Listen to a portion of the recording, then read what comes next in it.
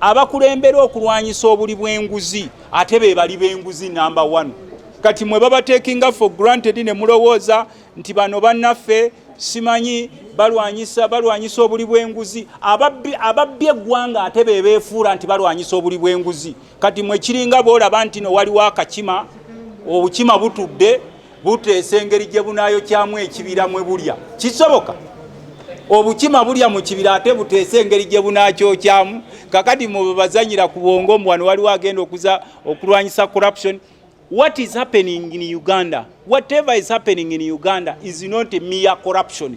This is robbing. We have robbers.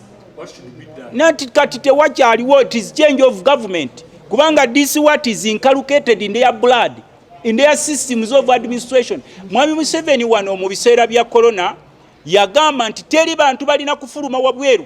Ensi yonna nemuuliriza mwana wattu Uganda nemuuliriza. N'agamba teri mmotoka erina kufuluma, teri mmotoka zaafulumanga. Era bwe yayogera ekigambo kye nga bwe yalwanyisa corona ne tubeera wakanga abantu tabawadde mmere, tabawadde ssente ne bakuuma ne batatambula nga teri mmotoka gy'osa. It is order of the day. Era nze ngenda n'entunuulira agabbi nga galina embuto mbutudduka anti corruption nga gonna gadduka naye ng'olibuuza nti naye gwe ddala gw'olina okulembera abalina okulwanyisa obubbi wano mu ggwanga. Naye olw'okuba nti society yaffe bwetyo bwefaanana, buli omu yeetakinga okuba ni search environment nti alina kuba bwatyo bwafaanana. Kakati ensonga lwaki tetusobola kulwanyisa bubbi, n'abalwanyisa obubbi they don't walk the talk. Abantu ababadde balina ekirowoozo nti abakwatibwa bwe buno be bantu ba wansi be bayita mu small fish mbubu mukene, si bwe kiri. Abantu betwakatwala mu kooti z'amateeka abali ku lengo erisingayo mu bakozi ba government be ba permanent secretaries babayita abawanisi b'enkalakalira. Abantu abali ku level bali munana ayo yenga yekwasa nti sente entono ze bawa ebitongole ze ziremesezza okulwanyisa enguzi. Kyesisuubira nti kituufu. Nze mu ndabe yange ntandise okuva lwe natandika okutegeera gavumenti ebadde eyogera ku nguzi, paalamenti ng'eyogera ku nguzi, abakulembeze ab'enjawulo nga boogera ku nguzi, n'okutuusa olwaleero enguzi eyogerwako.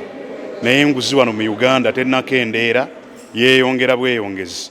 Nsuubira nti we tutuuse tulina okuvaayo, naddala pulezidenti mukama waffe alina okuvaayo stepping ahead nga bwe yavaayo mu biseera bya coronavirus n'abeera mukambwe ennyo, n'awa ebiragiro n'alagira nti bodaboda zisigale ewaka, abakozi abatali lisenso basigale ewaka, emmotoka ez'amaayika zisigale ewaka.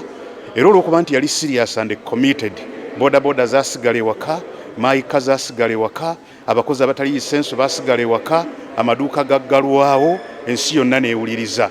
Mu maanyi n'obukambwe bwe bumu bwe twagala pulezidenti ku mulundi guno aveeyo awa ebiragiro ebikambwe ku nguzi, atandike okuluma abantu ababbye ssente z'eggwanga, ebizimbe bikwatibwe bidde eri gavumenti ebitunde, amataka gaabwe gakwatibwe. Oba corruption oba ki mu Uganda, corruption mutono nnyo.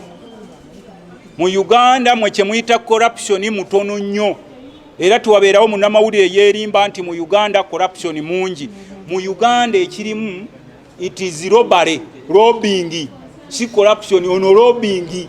People are taking billions of money, that's not corruption. People are stealing big chunks of lands in miles. So gwe boddawo n'ogamba nti tulwanyisa abali b'enguzi, nkugamba shoni bwali salawo n'agamba obubbi bukome busobola okukoma. Omuntu asobola okusibira abantu mu nnyumba nga toba wadde mmere, toba wadde sente ne bakuliza. For the first time all Ugandans listened to the president. But what happened to corruption? Corruption tasobola kuggwawo kubanga abamulwanyisa be babba eggwanga. Obugagga bwe balina tosobola kubigira. Kati gwe bw'olowooza nti abasezi basobola okuteesa engeri gye banaagoba obusezi mu ggwanga, oba weerimba wekka kubanga oba ozannyira ku mulimu gwabwe. Era ensonga lwaki they are undermining all these institutions that are supposed to fight corruption and they under-facilitate them is not accidental. Bakipulaninga ne bagamba nti zino institution ezigenda okulwanyisa main activity yaffe, kuba main activity mu Uganda kubba, tuleme kuziwa n'otuuka office ya IGG tujiwa million 10. Office of the IGG, just an institution of IGG tujiwa million 10. Fe ba appropriate ita China. obubbi babumekinga lusike nnyo nti ne bw'oba nga oli muganda wa pulezidenti ne bakwata ngobbye bakuteekerawo ku kalabba. Naye ffe wano eribbi bwe liba libbye amasimu gavuga ag'okumu mutemangu gamba ogu mutemangu gamba ogu mutemangu eribbi ne balita ne ligenda ne ogamba nti eryo lyabbye sente z'amakubo eryo lyabbye sente z'abalwadde ba siriimu eryo lyabbye sente ezibadde zinotwala eddagala mu ddwaliro kakati ne tukimanyira nti obubbi wano